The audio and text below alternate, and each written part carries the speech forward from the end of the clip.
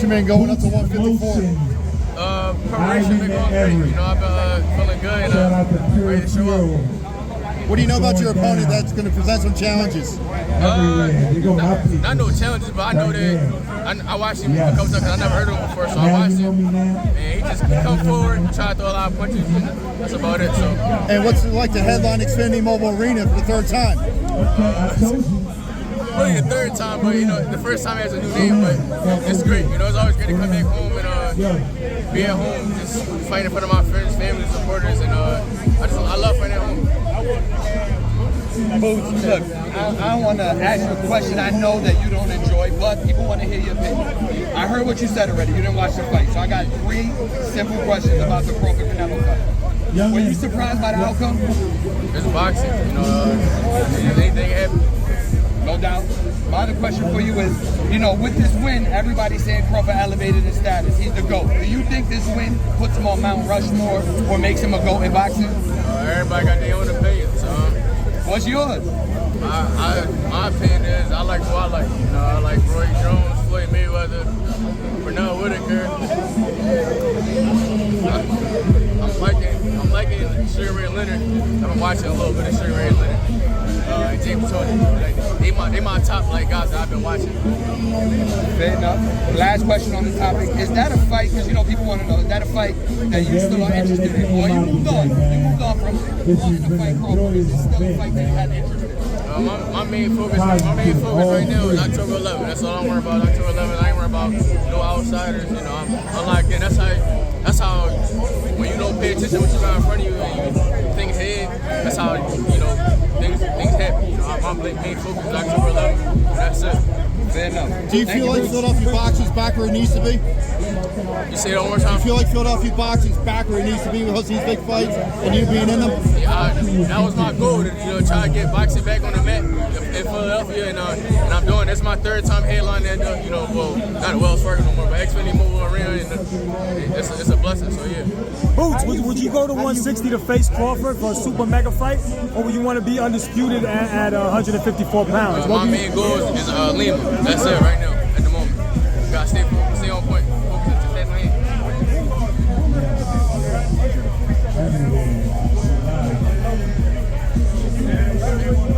I mean, definitely. I've been at 147 since I've been a professional boxer. You know, so since I turned pro 2016, and definitely was. I mean, I had a good camp, but it definitely was strenuous on the body, and I'm 28 now, so it was definitely harder to make 47.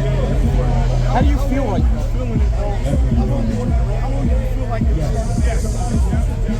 I feel like I've been to the moved up to 154, but I had goals and I couldn't just lead the 147 an email champ, you know, and so I want to go accomplish one of my goals, and that was become unified lineal champion. That's all I really wanted for that's what I wanted. Ring magazine, that stamped my legacy in the welterweight division, so I'm in there with the Greeks. So you put everything that happened and made you decide just a lot of things. I did a lot of new things on my last camp. You know, I had a nutritionist and blood work and stuff like that done, and just figure out what I need and what I don't need. And there was a lot of things going on, and my best, it was best for me. Like something like I said, I should have been dead, but I had goals and stuff that I wanted to accomplish, but I couldn't keep waiting around. Do you feel stronger now than you've ever in a while? I feel phenomenal. I feel great. I feel good. I think 154 is just a start of something new. Boots, do you feel, what's your response to anybody who's trying to give you a hard time over Lima? And what do you say to those people who criticize you for not being in a big name fight? I really don't care. You know, I mean, I'm just glad to be able to be making my debut at 154. And then after we handle business, then we're going to talk about these other guys. But right now, main focus is Lima on October 11th. I can make a big statement at 154, and then we can talk about the other guys. But like I said, I ain't worried about what nobody's saying. I really don't care. Mistake that a lot of fighters make. They worry about fights, 2 or 3 fights ahead. Kind of overlook their opponent. Yeah, that's one thing. That's one thing that I learned, like coming up in this boxing game. You can't overlook nobody. You can't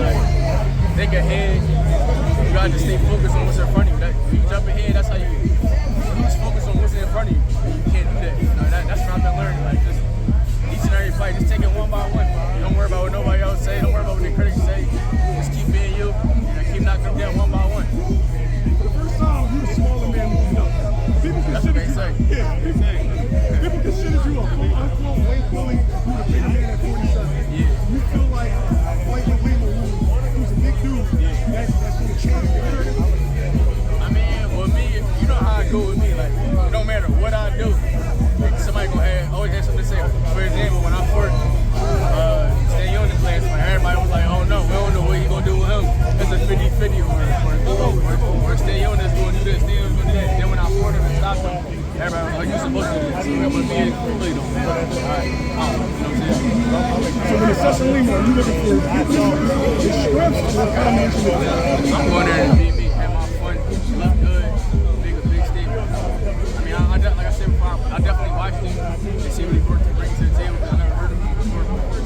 We're not sleeping on him at all. We locked in on him. We're gonna show something. Jojo Feliciano, the main partner of Canelo, say you hit harder than Canelo. But at the same time, Crawford say he didn't feel the Canelo power. Okay, I know you focus on you. But at one point when you fight Canelo, when you fight Crawford, you think Crawford kind of give you power? Oh no, because Crawford said he didn't feel the Canelo power. But at the same time, Jojo Feliciano said you hit harder than Canelo. And then, you know, Crawford got a fight with you at one point. When he showed you real power. Like I said before, I'm locked in on Lima. I ain't worried about nobody else.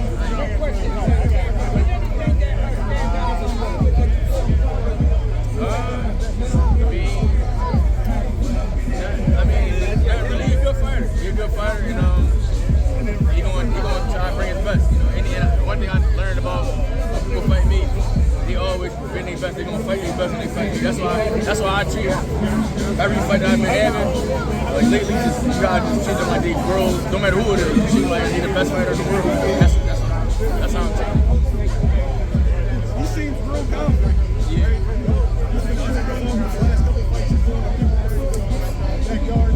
Looking to upset you. What's your mindset heading into now going from being the hunter to being the hunter? When he come to Philadelphia, there's a whole different vibe. When you come to Philly, I don't know where he's been fighting in like little gyms and all that. But he's gonna have 15, 16 plus screaming against him, and he's gonna have a long night with me. You know, just me at a whole new weight class, and it's gonna be bad for him. You know, and I don't want to say too much, but you know, he gonna see for himself. When he actually get in there, he gonna be like, he a lot faster when I throw it, he a lot stronger when I throw it, he a lot slicker than when I throw it. I can't do nothing with him. It's gonna be too much for him. Take it to the trenches. The guy take it to the trenches. You chuck him out a little bit. Boots, any thought on the Tank Jake fight? I mean, I feel like Tank and Jake is making money. Yeah, he's making money. If something like that would be presented to you, like, you know, Jake is there famous for calling people out. Your name is wrong.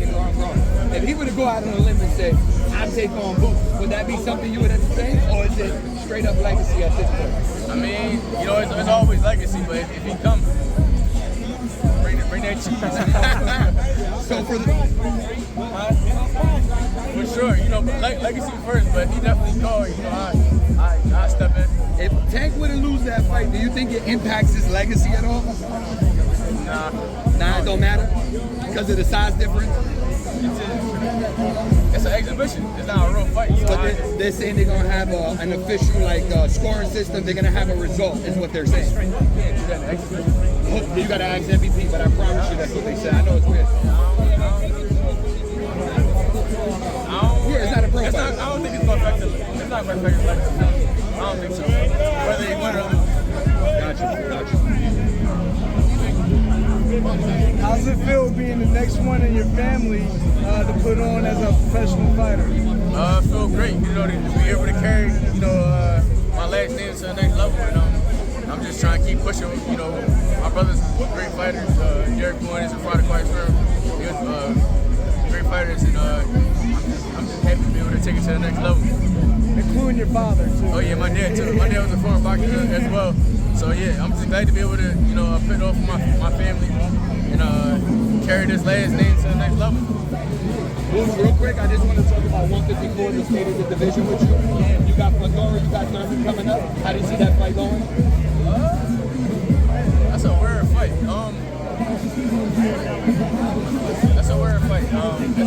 May the best man win. I'll say that. Two good fighters, though. Background is supposed to be going to fight Josh Kelly. How do you see that fight going? Good fight. Probably. And hold on, just my last question on this division. seems like Xander Zayas and Abbas Morale, they kind of circling the wagon on each other. They might fight.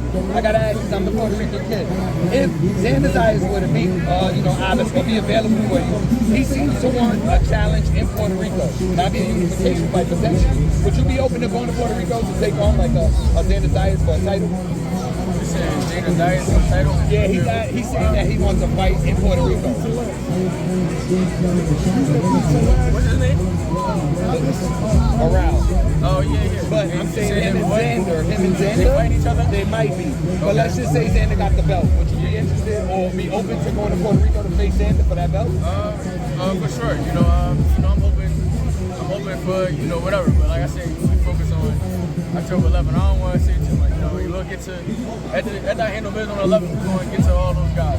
2001, Bernard Hopkins versus Trinidad. That's the last Philly-Puerto Rico fight. Maybe we get one day. Maybe we get one. It's coming. No doubt. It's coming. It was a big sparring session. His dad, 69 years old. I'm looking at the sparring session, and it's kind of like you stole my style, bro. No, he stole my style. Say no, for sure. That's all I watched when I was coming up. My dad and both my brothers and a lot like Rory and Floyd and stuff like that too as well. But that's all I seen coming up. So of course I'm going to have some of his movement, or most of his movement, and that's what he taught me. So yeah. At 69 years old, moving like that, that's amazing. Consistently training. For sure. My pop stayed in shape, he's still, even to this day, he's still running, he's still working out. I think he sparred a couple days ago. He did like 2 rounds, just playing around. He's still getting there, he's still doing everything we do. So, it's a blessing to be able to have my dad, around and still active, as much active as he is. It's a great thing. Staples, young out there over the last couple of years. That's getting a lot of international guys. Okay. What is it like to see your father finally get his flowers as far as internationally world fights? It's great to see my partner, get his flowers and things like that. He got different guys coming in now, and we got definitely a crazy stable now. We got school, we got me, we got my fighter, Dennis, DJ, Israel Muhammad. Got a lot. I'm probably missing guys. We got Jack Canelo just came in.